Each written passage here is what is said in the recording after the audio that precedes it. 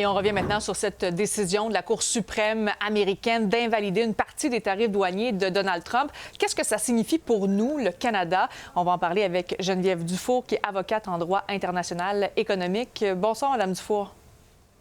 Bonsoir. Donc, d'abord, concrètement, qu'est-ce que ça va changer pour l'économie canadienne? Est-ce que c'est une bonne nouvelle pour le libre-échange?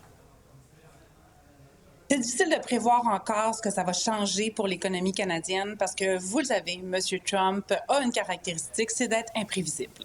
Donc, ce qu'on sait, c'est que les droits de douane qu'il impose à l'ensemble du monde, ainsi qu'au Canada, notamment pour réagir à la crise supposée du fentanyl et des migrants, ont été annulé. La Cour suprême des États-Unis a dit à M. Trump, non seulement en vertu de la Constitution, mais en vertu de la loi d'urgence que vous invoquiez, vous n'avez pas le droit d'imposer ces droits de douane-là.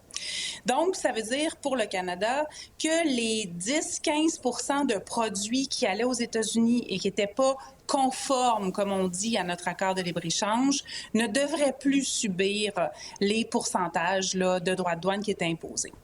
Après ça, est-ce que ça peut aussi avoir un impact sur la redirection de certains produits? On sait que, par exemple, il y a des produits asiatiques qui entraient beaucoup au Canada dans les derniers mois parce qu'ils n'arrivaient plus à rentrer aux États-Unis en raison des droits de douane.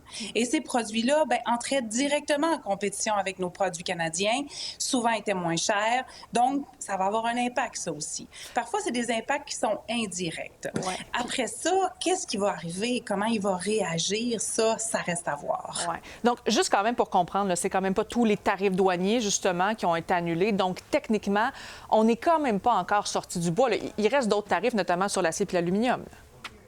Mais tout à fait. On n'est vraiment pas sorti du bois. Puis il ne faut pas penser que c'est ce genre de décision qui va nous sortir du bois.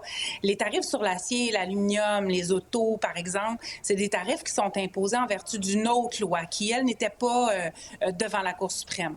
Donc, des tarifs imposés supposément pour répondre à des urgences de sécurité nationale des États-Unis. Les tarifs sur le bois d'œuvre, ça, c'est plutôt des surtaxes douanières imposées comme droit compensateur ou droit anti-dumping pour réagir à du dumping ou des subventions que le Canada donnerait à l'industrie du bois d'œuvre. Par ailleurs, M. Trump, lui, il a réagi, puis il nous a annoncé un nouveau 10 % en vertu d'une nouvelle, pas d'une nouvelle loi, d'une loi qui date de 1974, mais d'une loi dont on n'avait pas encore entendu parler. Est-ce que ce 10 % va s'appliquer aussi aux produits canadiens? On ne le sait pas. En principe, c'est une loi... Ça reste à voir. Non, effectivement, il a sorti ça un peu de son chapeau. Il a dit « je connais la loi ». Il a cité plusieurs, justement, lignes du droit. Donc, définitivement, on va pouvoir regarder, en fait, tout ça. Merci beaucoup, Mme Dufour, d'avoir été avec nous ce soir. Un plaisir. Ça m'a fait plaisir. Bonne soirée.